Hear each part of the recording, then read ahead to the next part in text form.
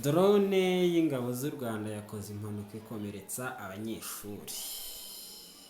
Drone ni iyi foto mbarankuru igaragaza yo drone yo mu bwoko bwa Bayraktar TB2 ikorwa na Turukiya.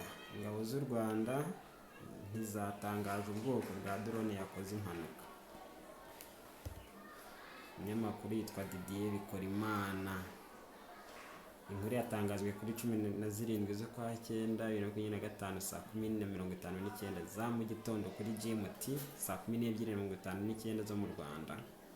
Ingabo z'u Rwanda RDF zivuga ko indege yazo y'intambara itajyamo umupilote drone yakoze impanuka kuwa kabiri ikomeretsa abantu batatu mu burengerazuba bw'igihugu. Itangazo rya RDF rivuga ko ikirere kitari kimeze neza cyatumye iyo drone yari irimo ikoreshwa mu myitozo itinzira ikorera impanuka mu karere ka Rutsiro. RDF ivuga ko abakomeretse ari abanyeshuri batatu bari bavuye ku ishuri bataha mu rugo. Yavuze ko babiri bajyanwe kuvurirwa ku kigo nderabuzima cya Kivumu, naho uwa gatatu ajyanwa kuvurirwa ku bitaro bya Murunda hombi ho mu karere ka Rutsiro.